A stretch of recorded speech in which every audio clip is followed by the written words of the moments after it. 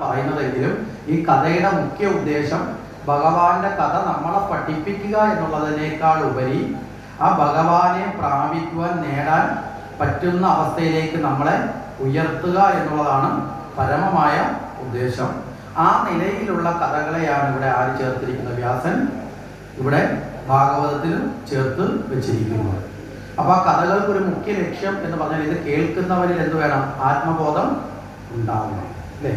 രണ്ട് തരം കഥകളുണ്ട് നാട്ടിൽ. ഒന്ന് സമയം കളയാനും രസിക്കാനും വേണ്ടിയുള്ള കഥകളുണ്ട്, അല്ലേ? നമ്മൾ നാട്ടിൽ ഒരുപാട് കഥകൾ കേൾക്കാറില്ലേ? ആ കഥകൾക്ക് പ്രത്യേകിച്ച് കാരണമൊന്നുമില്ല, ഒരു സമയം കളയാം, കേൾക്കുമ്പോൾ ഒരു രസം തോന്നാം. നമ്മളിപ്പോൾ ചില സിനിമ കണ്ടിട്ട് വരുന്ന ആൾക്കാർക്ക് എന്തെങ്കിലും ഉണ്ടായിരുന്നു കണ്ടോണ്ടിരിക്കാം. ചിലർ പറയാം അതിനകത്തൊരു ഗുണപാഠമുണ്ട്, മനസ്സിലായില്ലേ? അപ്പം അത് കണക്ക് ചില നോവലുകളുണ്ട്, വായിക്കാൻ രസമാണ്, പക്ഷേ ജീവിതത്തിൽ നേടാൻ അതിൽ നിന്നൊന്നും കാണില്ല. പക്ഷെ നേരെ മറിച്ച് ചില നല്ല ഗുണപാഠ കഥകളുണ്ടാവും. ചിലപ്പോൾ വലിപ്പം കുറവായിരിക്കും, പക്ഷേ അതിൽ നിന്ന് എന്തുണ്ടാവും? അറിവ് നേടാൻ സാധിക്കും. മനസ്സിലാവുന്നുണ്ടോ? അപ്പം ഇവിടെ നമ്മളെ ആ അറിവിൻ്റെ തലത്തിലേക്ക് ഉയർത്തുക എന്നുള്ളതാണ് ഏതുകൊണ്ട് ഉദ്ദേശിക്കുന്നത്? ഭാഗവതം കൊണ്ട് ഉദ്ദേശിക്കുന്നത്. അപ്പോൾ ഈ ഭരതന്റെ കഥയും അജാമിളന്റെ കഥയും തൊട്ട് ചേർത്താണ് അവതരിപ്പിക്കുന്നത്. ഓരോന്നിനും സമാസമമുള്ള കഥകളെ ബോധ്യപ്പെടുത്തിയാണ് മുന്നോട്ട് പോകുന്നത് എന്നാണ് അതിൻ്റെ സാരം. ഇവിടെ ഭരതൻ എന്ന് പറയുന്നത് ഋഷഭ രാജാവിൻ്റെ പുത്രനായിട്ട് ജനിച്ച ആളാണ് ഭരതൻ. ഈ ഋഷഭ രാജാവ് എന്ന് പറയപ്പെടുന്ന സാക്ഷാൽ വിഷ്ണുവിൻ്റെ അവതാരമാണ്. നമ്മൾ തുടക്കത്തിൽ പറഞ്ഞല്ലോ, ഭാഗവതത്തിൽ ഭഗവാന്റെ 24 അവതാരങ്ങളെ കുറിച്ച് പറയുന്നതിൽ ഒരു അവതാരമാണ് ഋഷഭൻ. ഈ ഋഷഭൻ നേമി എന്ന് പറയപ്പെടുന്ന രാജാവ്, അദ്ദേഹം ഭഗവാൻ വിഷ്ണുവിനെ തപസ് ചെയ്തു. ഭഗവാനോട് പ്രാർത്ഥിച്ചു, ഭഗവാനെ അങ്ങയ്ക്ക് തുല്യനായ ഒരു മകനെ തരണം. ഭഗവാന് തുല്യനായി വേറൊരാളുണ്ടോ? ഉണ്ടോ? ഇല്ല. അപ്പൊ അതുകൊണ്ട് ഭഗവാൻ പറഞ്ഞു, എനിക്ക് തുല്യനായി വേറൊരാള് ഇല്ല, അതുകൊണ്ട് ഞാൻ തന്നെ അങ്ങയുടെ പ്രാർത്ഥന സ്വീകരിച്ച് മകനായി പിറക്കാം എന്ന് പറഞ്ഞ് ജന്മമെടുത്തതാണ് ഋഷഭൻ എന്ന് പറയുന്നത്. അദ്ദേഹം രാജാവാണ്. അദ്ദേഹത്തിന് 100 മക്കൾ ജനിച്ചു. ഈ 100 മക്കളിൽ ആദ്യത്തെ പുത്രനാണ് ഭരതൻ. ബാക്കി 99 പേര് മക്കളായിട്ട് കൂടെയുണ്ട്. അങ്ങനെയാണ് 100 പേര് ഉണ്ട്. അതിൽ ഭരതന്റെ കൂടെ 9 പേര് രാജകീയമായ കാര്യങ്ങളിൽ ജ്യേഷ്ഠനെ സഹായിച്ച് കൂടെ നിന്നു. പിന്നീട് ഒരു 9 പേര് അവർ ധാർമ്മികമായ കാര്യങ്ങൾക്ക് വേണ്ടിയിട്ട് പൂർണ്ണമായി യോഗിമാരായി നവയോഗിമാർ എന്ന പേരിൽ അറിയപ്പെട്ടവരായി മാറ്റപ്പെട്ടു. ഈ നവയോഗിമാരെ ഭാരതത്തിൽ നമുക്ക് ഭാഗവതത്തിൽ പിന്നീട് കാണാം. ഏകാദശ സ്കന്ധം വരുമ്പോൾ അവിടെ നവയോഗി സംവാദം എന്നൊരു ശ്രേഷ്ഠ ഭാഗമുണ്ട്. അവിടെ ഈ ഭരതന്റെ സഹോദരന്മാരെയാണ് അവിടെ നമുക്ക് കാണാൻ സാധിക്കുന്നത്. ബാക്കി 81 പേരും ലോക വ്യവഹാരാർത്ഥം യാത്ര ചെയ്ത് അവർ ലോകത്തെ സാമൂഹിക വ്യവസ്ഥയ്ക്ക് വേണ്ടി യാത്ര ചെയ്യുന്നവരായി മാറി. ഇങ്ങനെയാണ് 100 പേരുടെ ചരിത്രം പറയപ്പെടുന്നത്.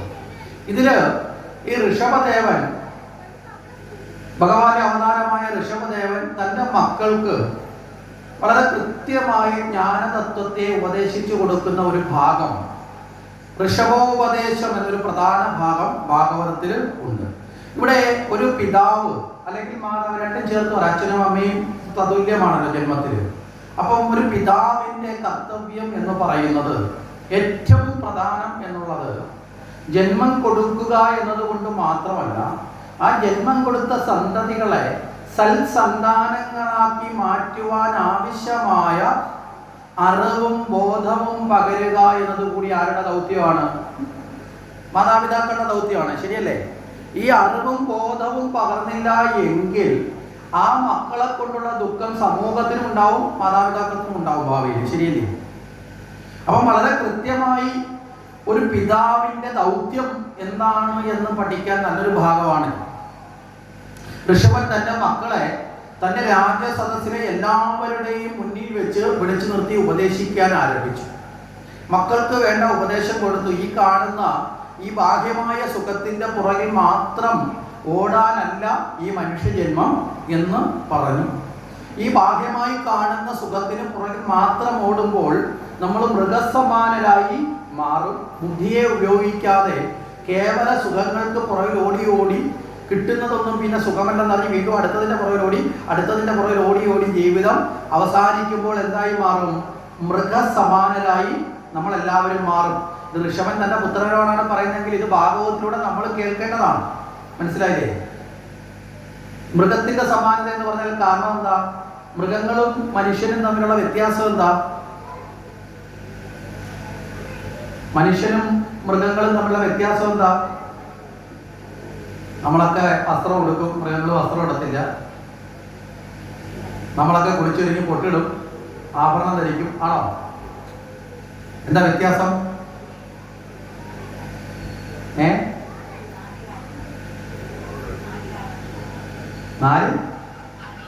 നാല് കാരണങ്ങളോ? 4 കാലില്ലാത്ത മൃഗം ഉണ്ടമ്മ? 4 കാല് ഉള്ളതാണ് മൃഗത്തിനുള്ള വ്യത്യാസം.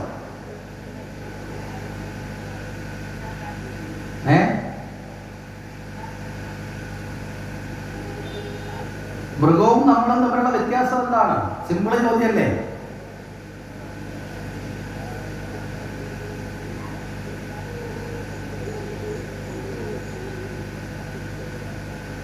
ഇത്രയും നാൾ ആലോചിച്ചിട്ടേ ഇല്ല. നമ്മളും മൊത്തത്തിൽ ബയോളജിക്കൽ ചാർട്ടിനകത്ത് നമ്മളെയും പറയുന്നത് മൃഗമെന്ന് തന്നെയാണ്. ഒരു സാമൂഹിക മൃഗമാണ് മനുഷ്യനെന്നാണ് സയൻസ് നമ്മളെയും പറയുന്നത്. അതിൽ നമുക്കുള്ള വ്യത്യാസം എന്ന് പറയുന്നത് വിവേകബോധമുള്ളവൻ മനുഷ്യൻ. മനസ്സിലായില്ലേ? മൃഗങ്ങൾക്ക് വിശേഷാൽ ബോധമില്ല, അത്രയേ ഉള്ളൂ, കേവല ബോധമേ ഉള്ളൂ. പറഞ്ഞ മനസ്സിലായില്ലേ? ഇത്രയേ ഉള്ളൂ വ്യത്യാസം. ഈ വിവേകബോധം കൊണ്ടാണ് നമ്മൾ പിന്നീട് കാണുന്ന ബാക്കിയുള്ള പലതും ഉണ്ടാക്കിയെടുത്തത്. കയറി കിടക്കാൻ വീടുണ്ടാക്കി, സഞ്ചരിക്കാൻ കാറുണ്ടാക്കി, അല്ലേ? ഇന്നത്തെ കാലത്ത് പറഞ്ഞ ഇന്റർനെറ്റ് ഉണ്ടാക്കി, മൊബൈൽ ഉണ്ടാക്കി, ആഭരണം ഉണ്ടാക്കി, വസ്ത്രങ്ങൾ ഉണ്ടാക്കി. ഇതൊക്കെ നമ്മൾ ചെയ്തത് എന്തുകൊണ്ടാണ്? വിവേകബോധം കൊണ്ടാണ്, ബുദ്ധി വികസിച്ചത് കൊണ്ടാണ്. ഈ വിവേകബോധത്തെ വേണ്ടും വണ്ണം ഉപയോഗിക്കാൻ, മനസ്സിലായില്ലേ, മനുഷ്യന് സാധിക്കണം. ഇതാണ് മക്കളെ ഉപദേശത്തിന്റെ അർത്ഥം. കാരണം മൃഗങ്ങളും ജനിക്കും, വളരും, ആഹാരം കഴിക്കും, മലമൂത്ര വിസർജനം നടത്തും, അല്ലേ? സന്താന ഉൽപാദനം നടത്തും, അവയെ പരിപാലിക്കും. ഇതുപോലെ മാത്രമായി നമ്മളും മാറിയാൽ നമ്മൾ മൃഗമായിട്ട് ഒരു വ്യത്യാസമുണ്ടോ? മനസ്സിലാവുന്നുണ്ടോ? അതുകൊണ്ട് ഈ ഭൗതികമായി കാണുന്ന സുഖത്തിനേക്കാളും ഉപരിയായി പരമമായ ആനന്ദമാകുന്ന അവസ്ഥയെ നേടുവാൻ ഒരു മനുഷ്യജന്മം കൊണ്ട് സാധിക്കണം. മനസ്സിലായില്ലേ? നരജന്മം സഫലമാകണമെങ്കിൽ പരമമായ ആനന്ദത്തെ നേടണം. അതെന്താണ്? ഈശ്വരനാണ്. ആ ഭാവത്തിന് നേടിയില്ല എങ്കിൽ നമ്മുടെ ജീവിതവും ഒക്കെ മൃഗത്തിന്റെ തുല്യമാണ്. അപ്പൊ ആ അവസ്ഥയിലേക്ക് എത്താതിരിക്കാൻ മക്കളെ ഉപദേശിച്ചു. അതിനെന്ത് വേണം? കാമവാസനകളെ കൊണ്ട് തിങ്ങുന്ന ഹൃദയഗ്രന്ഥിയെ വിച്ഛേദിച്ച് ആത്മബോധമാകുന്ന ജ്ഞാനത്തെ നേടിയാണ് ജീവിതം ശ്രേഷ്ഠമാക്കേണ്ടത് എന്ന് പിതാവ് മക്കൾക്ക് ഉപദേശിച്ചു കൊടുത്തു. ഇന്ന് ശരിയാവണ്ണം നമ്മളെ മക്കൾക്ക് വേണ്ട അറിവ് പകർന്നു കൊടുക്കുന്നതിൽ അച്ഛനും അമ്മമാരും വേണ്ടത്ര വിജയിക്കുന്നുണ്ടോ എന്ന് സംശയമാണ്.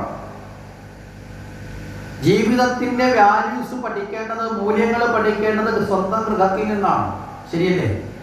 അവിടെ നിന്നാണ് വളരെ കൃത്യമായി നമ്മൾ പഠിപ്പിക്കേണ്ടത്. അവിടെ നിന്ന് പഠിക്കുന്ന, സംസ്കാരത്തോടു കൂടി പഠിക്കുന്ന കുട്ടി നീ എവിടെ പോയാലും വഴുതിട്ടില്ല. കാരണം എന്താ? ചൊട്ടയിലെ ശീലം ചുടലവരെയാണ്. അപ്പൊ ഈ ചൊട്ടയിൽ തന്നെ ഇതൊക്കെ കൊടുക്കേണ്ടത് ആരാണ്? അച്ഛനും അമ്മയുമാണ്. ഇതൊക്കെ നമ്മളൊരു ഉത്തരവാദിത്വം നിർവഹിക്കാൻ വേണ്ടി നമ്മൾ ഏറ്റെടുക്കണം എന്നാണ് ഈ പറഞ്ഞതിന്റെ അർത്ഥം. അപ്പൊ ഇത്തരം ഉപദേശങ്ങളൊക്കെ കൊടുത്തു, ശരിയായ കാഴ്ചപ്പാടുകളൊക്കെ പകർന്നു കൊടുത്തു, എല്ലാവരുടെയും മുന്നിൽ വെച്ചാ. കാരണം എന്താ? നാളെ ഈ മക്കൾ ഇതിൽ ഏതെങ്കിലും ഒന്ന് തെറ്റിയാൽ തന്നെ സമൂഹം ചോദിക്കും, ഇങ്ങനല്ലല്ലോ നിങ്ങളുടെ പിതാവ് പറഞ്ഞത്. മനസ്സിലായില്ലേ? ഉത്തരവാദിത്വം സമൂഹത്തെ കൂടി മാനിക്കേണ്ടതാണെന്നും കൂടി ആരെ ബോധിപ്പിച്ചു? മക്കളെ ബോധിപ്പിച്ചു. ഇത് പണ്ട് കാലത്ത് നമ്മുടെയൊക്കെ നാടുകളിലും ഉണ്ടായിരുന്നു. ഇപ്പൊ അത് കുറഞ്ഞു വന്നുകൊണ്ടിരിക്കുക. അതിന്റെയും അപകടം നമ്മളിത് നേരിട്ട് കൊണ്ടിരിക്കുക. എന്താ കാരണം? പണ്ട് കാലത്ത് നമ്മുടെയൊക്കെ നാട്ടില് ഏതെങ്കിലും ഒരു കുട്ടി അല്പം വികൃതി കാട്ടി എന്ന് വെക്കുക. ഈ വികൃതി കണ്ട് നാട്ടിലുള്ള ആരെങ്കിലും ഒരാളിത് കണ്ടു, അയാള് വിലക്കാൻ നോക്കിയിട്ട് ഈ കുട്ടി അനുസരിച്ചില്ല. ഉടനെ ആ ആളെന്തായിരിക്കും പറയുന്നത്?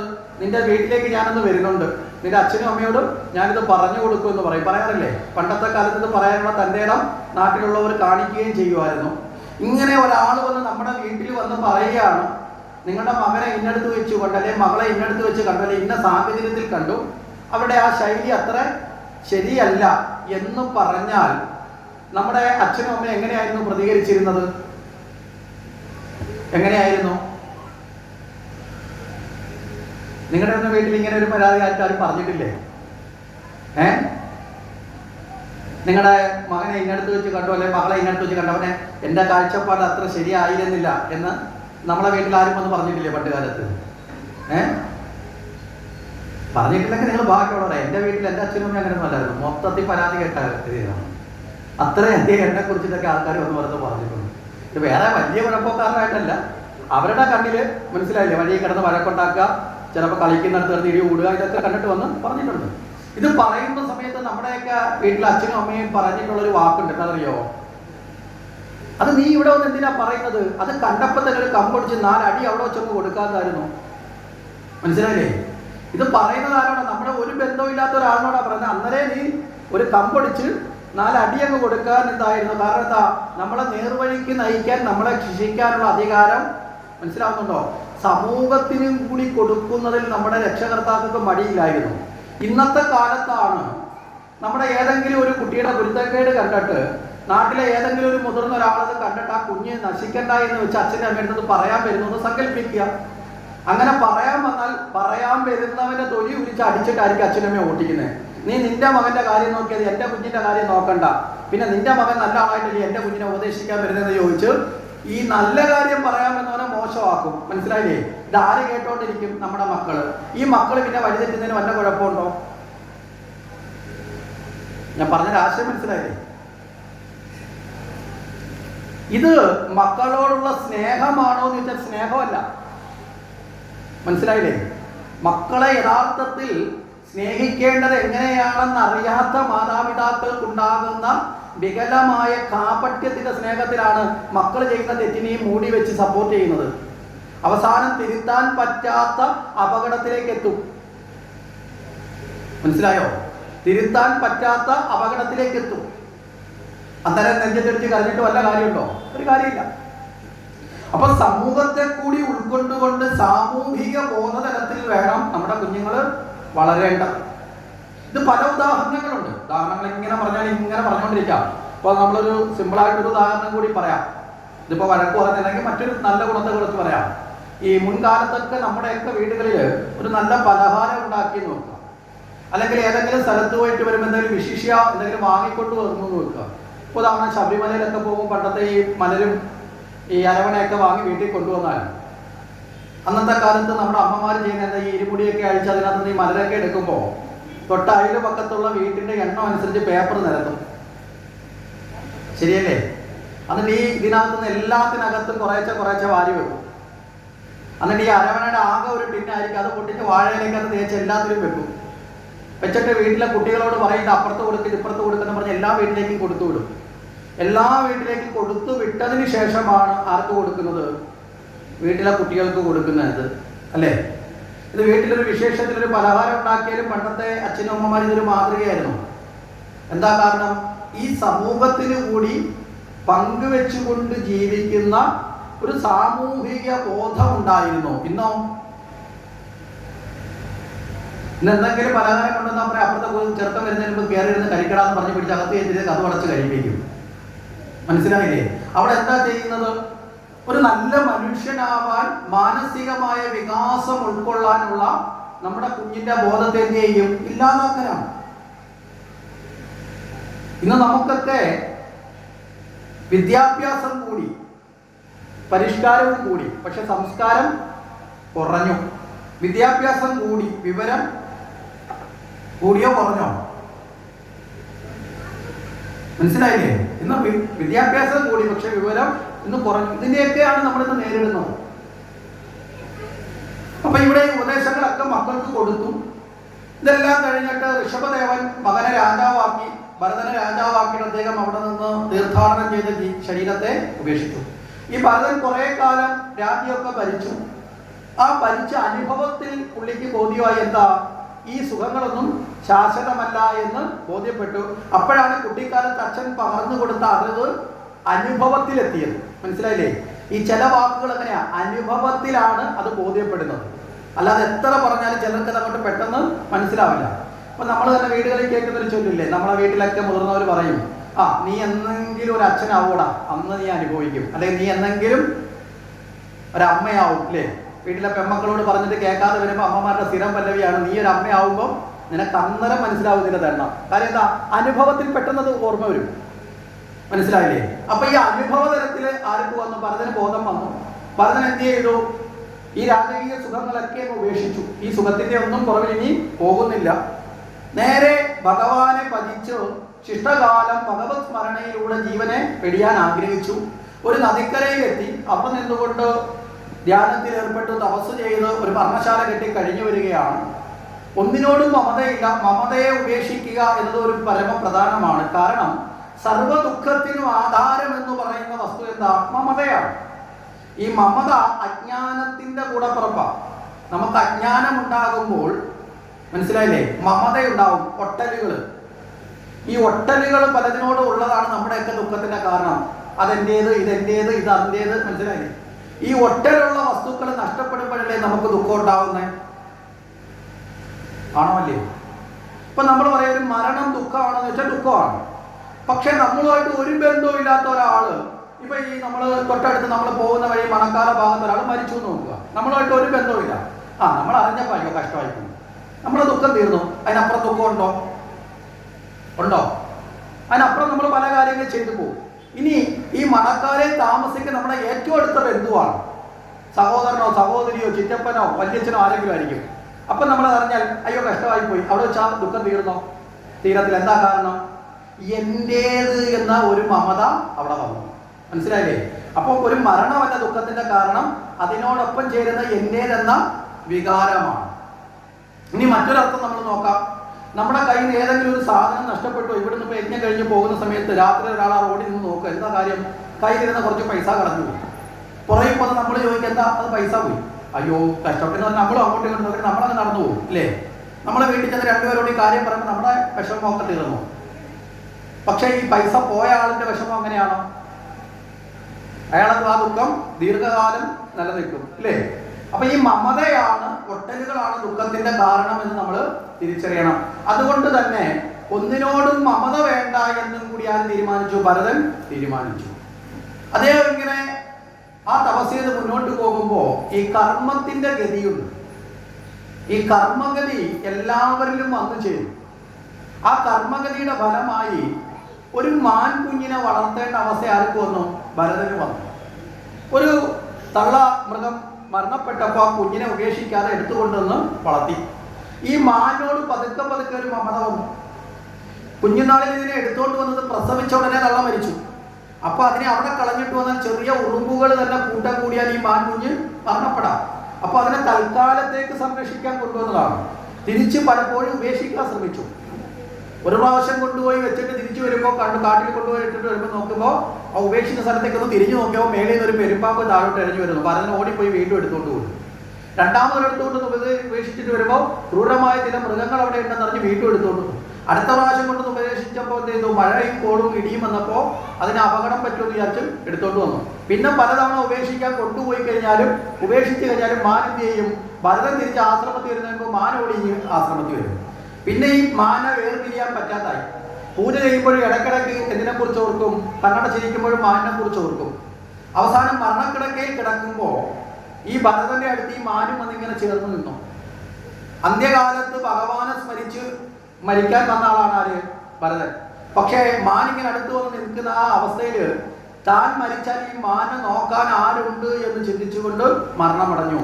അതിന്റെ ഫലമായി അടുത്ത ജന്മത്തിൽ എന്തായി മാറി? മാനായി ജനിക്കേണ്ടി വന്നു. ഇതൊരു ഭാഗവതത്തിന്റെ ഒരു അന്തരംഗ തത്വമാണ്.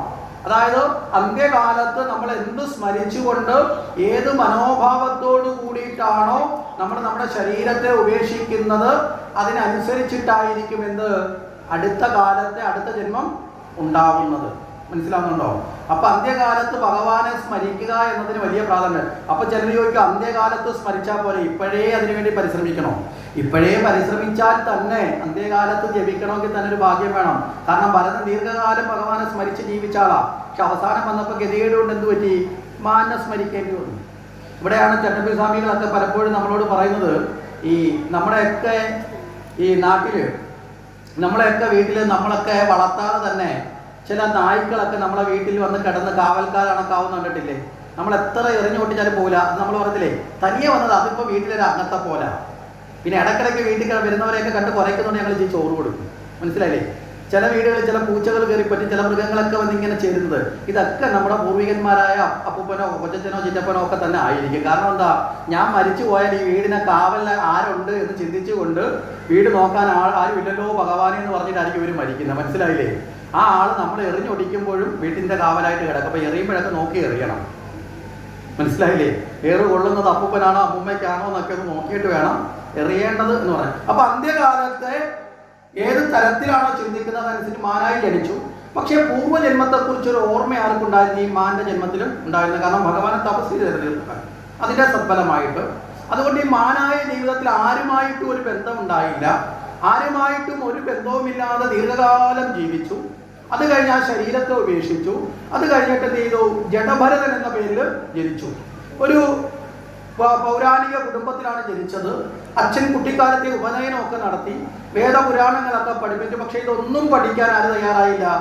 ഈ ജഡഭരതൻ തയ്യാറായില്ല. ഒന്നിനോടും ഒരു മമത ഇനി ജീവിതത്തിൽ ഉണ്ടാകരുത് എന്നാര് തീരുമാനിച്ചു? ജഡഭരതൻ സ്വയം തീരുമാനിച്ചിട്ട് ഒരു ജഡനെ പോലെ, അതായത് ഒരു മന്ദബുദ്ധിയെ പോലെ അങ്ങ് അഭിനയിച്ച് നടന്നു. കാരണം മന്ദബുദ്ധിയെ പോലെ ഒരാൾ നടന്നാൽ അയാളെ ശല്യം ചെയ്യാൻ പിന്നെ വലുതായിട്ട് ആരെങ്കിലും പോകുമോ? മനസ്സിലായില്ലേ? എല്ലാവരും പറയാം മന്ദബുദ്ധിയാണ്, വിട്ടേക്കാൻ പറയും എന്നതുപോലെയായി. അതുകൊണ്ട് ഈ കുട്ടിക്ക് ജഡൻ എന്നൊരു പേര് വന്നു, ജഡഭരതൻ.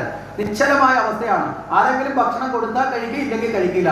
എന്തെങ്കിലും ചെയ്യാൻ പറഞ്ഞാൽ ചെയ്യും. പ്രത്യേകിച്ച് ഒരു ബുദ്ധിയും ഇല്ലാതെ, ആരോടും മമതയില്ലാതെ ഈ ജഡഭരതൻ ഇങ്ങനെ ജീവിച്ചു. എന്താ കാരണം? ഒരിക്കലും മാനോട് തോന്നിയ മമത കൊണ്ടാണല്ലേ മൂന്നാമത്തെ ജന്മത്തിൽ വന്നത്. ഇനി ഒരു ജന്മം കൂടി ഉണ്ടാകരുത് എന്ന ആഗ്രഹം കൊണ്ട് ജീവിച്ചു. ഈ സമയത്ത് കുറെ കഴിഞ്ഞപ്പോൾ അച്ഛനും അമ്മയും മരണപ്പെട്ടു. ജ്യേഷ്ഠന്മാര് വീട്ടിലെ എല്ലാ പണിയും ചെയ്യിപ്പിക്കും. ഈ കാലഘട്ടത്തിൽ ഒരിക്കൽ ഇവിടെ ഒരു ഭദ്രകാളിയുമായി ബന്ധപ്പെട്ട ഒരു കഥ കൂടി ചേർന്ന് വരുന്നുണ്ട്. ഈ ജഡഭരതൻ ഒരിടത്ത് ഇങ്ങനെ ഇരിക്കുമ്പോൾ ഒരു ദുർമന്ത്രവാദി ആൾക്കാർ വന്നിട്ട് അവർക്കൊരു മനുഷ്യക്കുരുതി കൊടുക്കാൻ ഒരാളിനെ വേണം. പലരെയും പിടിച്ചുകൊണ്ട് പോയവരൊക്കെ ഓടി രക്ഷപ്പെട്ടു. അങ്ങനെ നോക്കുമ്പോഴാണ് മരത്തിനെ ചവിട്ടി നല്ല ആരോഗ്യത്തോടു കൂടി ഒരുത്തൻ ഇരിക്കുന്നു. ആര് വന്ന് വിളിച്ചാലും കൂടെ പോയിക്കോളും. പ്രത്യേകിച്ച് എതിർപ്പോ ഒന്നും തന്നെ ഇല്ല, അന്വേഷണവും ഇല്ല. നേരെ ആരെ വന്ന് വിളിച്ചു? ജഡഭരതനെ വന്ന് വിളിച്ചു. ജഡഭരതൻ കുടനെ ചെന്നു. അവനെ കുളിപ്പിച്ച് റെഡിയാക്കി എടുത്ത് നേരെ കൊണ്ടുപോയി കുരുതിക്കളത്തിൽ നിർത്തി. അവിടെ ഭദ്രകാളിയുടെ പ്രതിഷ്ഠയ്ക്ക് മുമ്പിൽ കുരുതി കൊടുക്കാൻ വേണ്ടി കൊണ്ടുവന്ന് കിടത്തി. ദുർമന്ത്രവാദി കയ്യിലിരിക്കുന്ന വാളുമായിട്ട് അലറിപ്പാഞ്ഞ് ഈ കഴുത്ത് ഛേദിക്കാൻ വരുമ്പോഴും ഈ ജഡഭരതൻ ചിരിയോടുകൂടി ഭദ്രകാളിയെ നോക്കുന്നുണ്ട്, മന്ത്രവാദിയെ നോക്കിക്കൊണ്ട് അവിടെ ഇങ്ങനെ കിടന്നു. കാരണം എന്താ? ഇവിടെ നമ്മൾ ഇന്നലെ പറഞ്ഞു, ഭയം എപ്പോഴാണ് ഉണ്ടാകുന്നത് വെച്ചാൽ അജ്ഞാനികൾക്ക് മാത്രമാണ് ലോകത്തിൽ എന്തുണ്ടാകുന്നത്? ഭയം ഉണ്ടാകുന്നത്. പ്രത്യേകിച്ചും മരണഭയം. മനസ്സിലാകുന്നുണ്ടോ? ഇവിടെ ജഡഭരതൻ സർവജ്ഞാനിയാണ്. പുറമേ ഉള്ളവരുടെ ദൃഷ്ടിയിലാണ് മടയനായിട്ടും മണ്ടനായിട്ടും മന്ദബുദ്ധിയായിട്ടും ഒക്കെ തോന്നുന്നത്. പക്ഷേ ഉള്ളിൻ്റെ ഉള്ളില് ആത്മജ്ഞാനം നേടിയ അവസ്ഥയിലാണ് ആരുള്ളത്? ജഡഭരതൻ ഉള്ളത്. ആ ജഡഭരതൻ ഇങ്ങനെ ആ ഭദ്രകാളി നോക്കി. ഈ സമയത്ത് ഭദ്രകാളി പ്രത്യക്ഷപ്പെട്ടു. ആ ഭദ്രകാളി തൻ്റെ കയ്യിലിരിക്കുന്ന ആയുധം കൊണ്ട് ഈ ദുർമന്ത്രവാദിയെ വധിച്ചു. ആരെ? ജഡഭരതനെ സ്വതന്ത്രമാക്കി. ഇവിടെയാണ് നമ്മൾ മനസ്സിലാക്കേണ്ടത്, ഹിന്ദു സമൂഹത്തെ ഇപ്പോഴും തെറ്റിദ്ധരിപ്പിച്ച് നരബലിയൊക്കെ നടത്തുന്നു എന്നൊക്കെ പറഞ്ഞ് പ്രചരിപ്പിക്കപ്പെടുന്നത് തന്നെ കൊള്ളയാണെന്ന് തിരിച്ചറിയാൻ ഭാഗവതത്തിലെ ഈ ഒരു കഥ മാത്രം ചിന്തിച്ചാൽ മതി. നരബലി ശരിയായിരുന്നു, അത് നമ്മുടെ ദേവതകൾ സ്വീകരിക്കുമായിരുന്നു എങ്കിൽ ജഡഭരതനെ വധിക്കാനല്ലേ ഭദ്രകാളി ആഗ്രഹിക്കത്തുള്ളൂ? അല്ലേ?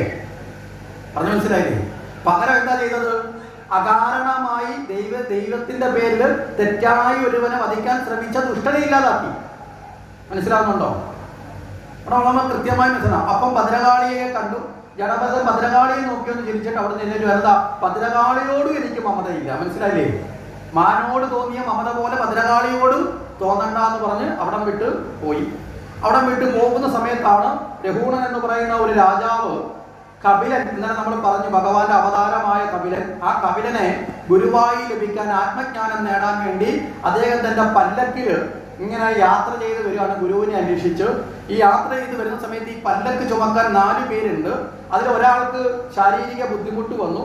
അയാൾക്ക് പകരം ഒരാളിനെ വേണം. അപ്പൊ കൂടെ ഉണ്ടായിരുന്ന പടയാളികൾ പുതിയൊരാളിനെ അപ്പോയിന്റ്മെന്റ് ചെയ്തു. ആരെയാണ്? ഈ വഴിയിൽ നിന്ന് ജഡഭരതനെ പിടിച്ച് പല്ലക്ക് ഓക്കാൻ ഏൽപ്പിച്ചു. ജഡഭരതൻ ഇതിനുള്ളിൽ ഇരിക്കുന്ന രാജാവാണെന്ന് ബോധമൊന്നും ജഡഭരതനില്ല.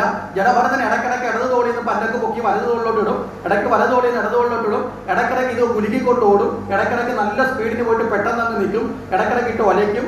അകത്തിരിക്കുന്ന രാജാവ് ആകെ ആണ്ടി ഒലയാൻ തുടങ്ങി. രാജാവ് ചോദിച്ചു, ആരാണ് ഇത് ചെയ്യുന്നത്? അപ്പൊ ബാക്കി 3 പേര് ഒരേ സ്ഥലത്ത് പറഞ്ഞു, രാജാവെ ഞങ്ങളല്ല, ഇപ്പൊ പുതിയതായിട്ട് പല്ലക്ക് ചുമക്കാൻ ഒരാളെ ചേർത്തല്ലോ, ആ ആളാണ് ഈ കുഴപ്പം മുഴുവൻ ശ്രദ്ധിക്കുന്നത്. രാജാവ് ഉടനെ പറഞ്ഞു, നിനക്ക് ഞാൻ ശിക്ഷ തരും എന്ന് പറഞ്ഞുകൊണ്ട് രാജാവ് ജഡഭരതനോട് ശഹാരത്തിലേക്ക് വന്നു. തടിയ, മര്യാദയ്ക്ക് നീ എന്നെ ചുമക്കണം, ഇല്ലെങ്കിൽ നിന്നെ ഞാൻ ശിക്ഷിക്കും. ഞാൻ ആരാണെന്ന് അറിയാമോ? ഞാൻ രാജാവാണ്. ആ രാജാവിനെ ചുമക്കുന്നത് ഇങ്ങനെയാണോ, ബഹുമാനത്തോടെ ആണോ എന്നൊക്കെ പറഞ്ഞ് ഈ ജഡഭരതനോട് സംസാരിക്കും. ജഡഭരതൻ ജീവിതത്തിൽ ആദ്യമായി വാതുറന്ന് സംസാരിച്ചു. ജഡഭരതൻ ആത്മതത്വങ്ങൾ കൊണ്ട് ആ രാജാവിനെ അത്ഭുതപ്പെടുത്തി. ജഡഭരതൻ ചോദിച്ചു, ആര് തടിയൻ, ആര് മെലിഞ്ഞവൻ? ഞാൻ ഈ ശരീരമല്ലേ തടിക്കുന്നതും മെലിഞ്ഞതും ആവുന്നത്. ആത്മാവിന് തടിച്ചതും മെലിഞ്ഞതും ഒന്നും അല്ലാതെ വല്ല ഉണ്ടോ? ആത്മാവ് തടിച്ചതും മെലിഞ്ഞതുമില്ല. കറുത്തിരിക്കുന്ന ആളുടെ ദേഹത്ത് കറുത്ത ആത്മാവും വെളുത്തിരിക്കുന്ന ആളുടെ ദേഹത്ത് വെളുത്ത ആത്മാവും ഉണ്ടോ? ഉയരം കുറഞ്ഞ ആത്മാവും ഉയരമുള്ള ആൾക്ക് നീണ്ട ആത്മാവും ഉണ്ടോ? ഇല്ല. ആത്മാവ് എല്ലാവർക്കും ഒരുപോലെയാണ്. മനസ്സിലായില്ലേ? എല്ലാത്തിലും ഒന്ന്. ആ എല്ലാത്തിലും ഒന്നായ പരമമായ ബോധത്തിലാണ് ഞാൻ നിൽക്കുന്നത്. ഇതാണ് ജഡഭരതൻ പറഞ്ഞതിന്റെ അർത്ഥം. ആര് രാജാവ്, ആര് ഭൃത്യൻ? ഇതൊക്കെ ഈ ശരീരം കൊണ്ട് നേടിയതാണ്. ഈ ശരീരം കൊണ്ട് നേടിയ ഈ നേട്ടങ്ങൾ എന്തെങ്കിലും ശാശ്വതമാണോ? ആണോ? രാജ്യം ഭരിക്കുന്ന രാജാവും നാട്ടിലെ യാചകൻ മരിച്ചാലും രണ്ടുപേരുടെ ശരീരത്തെ അവസാനം പറയുന്നത് എന്താ? ജഡം അല്ലേ? ഈ രണ്ടുപേരുടെ ശരീരം ഒരുപോലെ എന്ത് ചെയ്യാനുള്ളതാ? മറവ് ചെയ്യാനുള്ളതാണ്, സംസ്കരിക്കാനുള്ളതാണ്. പറഞ്ഞു മനസ്സിലായില്ലേ? അപ്പൊ ശരീരം കൊണ്ടുള്ള നേട്ടങ്ങളല്ല യഥാർത്ഥത്തിൽ ജ്ഞാനത്തിന്റെ അടിസ്ഥാനം എന്ന് പറഞ്ഞപ്പോ ഈ ചക്രവർത്തിക്ക് ഇദ്ദേഹത്തിന്റെ പാണ്ഡിത്യം ബോധ്യമായി. അദ്ദേഹം അതുവരെ ശകാരിച്ച സ്ഥലത്ത് നിന്ന് അദ്ദേഹം ആ പല്ലക്കിൽ താഴേക്കിറങ്ങി ജഡഭരതന്റെ പാദങ്ങളിൽ നമസ്കരിച്ചു. അങ്ങ് എനിക്ക് അറിവ് പകർന്നാലും അങ്ങ് എൻ്റെ ഗുരുനാഥനായി മാറണം എന്ന് പറഞ്ഞു. അപ്പൊ ഒരാളിന്റെ വേഷമോ ഭൂഷയോ അയാളിന്റെ ആഡംബരമോ അല്ല അയാളെ മഹത്വമാക്കുന്നത്. പിന്നെന്താണ്? ആ വ്യക്തിയിലുള്ള അറിവാണ്. മനസ്സിലാവുന്നുണ്ടോ? ആ ജ്ഞാനത്തിന്റെ ലക്ഷണം എന്ന് പറയുന്നത് വേഷഭാഷാഭൂഷകളൊന്നും അല്ല, ആ ആന്തരികമായ ആത്മബോധമാണ് എന്ന് നമ്മളെ പഠിപ്പിക്കുകയാണ്. അതുകൊണ്ടാണ് നമ്മൾ പറയാറില്ലേ, വേഷം കണ്ട് നമ്മൾ ആരെയും അളക്കരുത്. മനസ്സിലാവുന്നുണ്ടോ? വേഷം കണ്ടല്ല അളക്കേണ്ടത്. ഒരാളിന്റെ ഉള്ളിലുള്ള ഗുണത്തെ കണ്ട് വേണം ഒരാളിനെ നമ്മൾ മഹത്വം കാണേണ്ടത്. ഇന്ന് നമ്മൾ ഏറ്റവും കൂടുതൽ തെറ്റിദ്ധരിക്കപ്പെടുന്ന, ആപത്തിൽപ്പെടുന്ന വേഷം കണ്ടിട്ടല്ലേ? ചിലർ വേഷം കെട്ടിയൊക്കെ വന്ന് നിൽക്കാൻ നമുക്ക് തോന്നും ഇവരേതാണ്ട് വലിയ ആളാണ്, അവർ പറയുന്നതെല്ലാം സമ്മതിച്ചു കൊടുത്ത് അവസാനം നമ്മളെ പടുകുഴിയിൽ കൊണ്ടുവന്ന് ഇടുകയും ചെയ്യും. അപ്പൊ വേഷമല്ല പ്രധാനം, ആന്തരികമായ ഗുണങ്ങളാണ് എന്ന് കൃത്യമായി ബോധിപ്പിച്ചു. ഇത് കഴിഞ്ഞ് ഈ രാജാവിന് ഉപദേശം കൊടുത്തു കഴിഞ്ഞ് ഭരതൻ ആ ഭഗവാന്റെ നാമം ജപിച്ചുകൊണ്ട് അവിടെ വിട്ടുപോയി ശരീരത്തെ ഭഗവാനിലേക്ക് ചേർത്ത് മോക്ഷഗതിയിലേക്ക് എത്തി. ഇത് ജഡഭരതന് 3 ജന്മങ്ങൾ വേണ്ടി വന്നു അല്ലേ? ആദ്യത്തെ രാജാവായി, മാനായി, പിന്നെ ജഡഭരതനായി 3 ജന്മം വേണ്ടി വന്നു.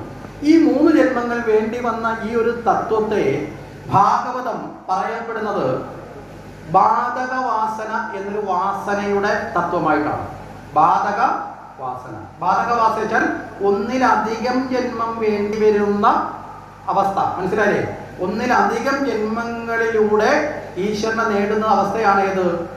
ബാധക വാസന. അപ്പൊ നമുക്കൊരു സംശയം വരാം, ഒന്നിലധികം ജന്മം വേണോ ഈ ഭഗവാനെ? ഒരു ജന്മം കൊണ്ട് കിട്ടില്ലേ? കിട്ടും.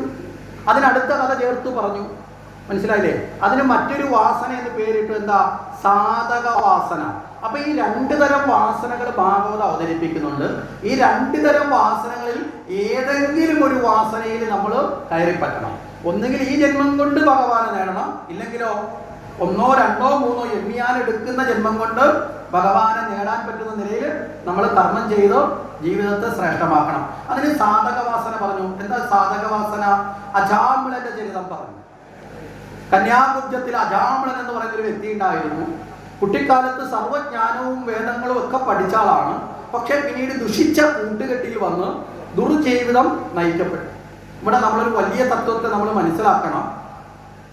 ജീവിതത്തിൽ ഏറ്റവും വലിയ അപകടകരമായ വീഴ്ചയിലേക്ക് നമ്മൾ വീഴുന്നത് ദുർജന സംസർഗം കൊണ്ടാണ്. മനസ്സിലായില്ലേ? ദുർജനങ്ങളോടൊപ്പമുള്ള സൗഹൃദം നമ്മളെ ജീവിതത്തിൽ എന്തിലെത്തിക്കും? പരാജയത്തിൽ എത്തിക്കും. സജ്ജനങ്ങളോടുള്ള സൗഹൃദം നമ്മുടെ ജീവിതത്തിൽ ഉയരത്തിലെത്തിക്കും. അതിനാണ് പണ്ടുള്ളവര് വളരെ നല്ലൊരു നാടൻ ചൊല്ല് നമുക്ക് പറഞ്ഞു തന്നു. ഏതായിരുന്നു?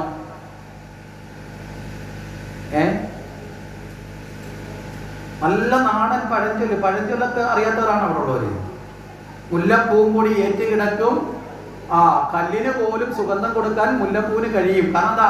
മുല്ലപ്പൂവിന് സുഗന്ധം എന്ന ഗുണമുണ്ട് അല്ലേ? അപ്പൊ സജ്ജനങ്ങളിലുള്ള ഗുണം അവരോട് സഹകരിച്ചാൽ നമ്മുടെ ജീവിതത്തിലും വന്നു ചേരും. അപ്പൊ ദുർജനങ്ങളുമായ സമ്പർക്കം, സൗഹൃദം ജീവിതത്തിൽ നിന്ന് പരിപൂർണമായിട്ട് എന്ത് ചെയ്യണം?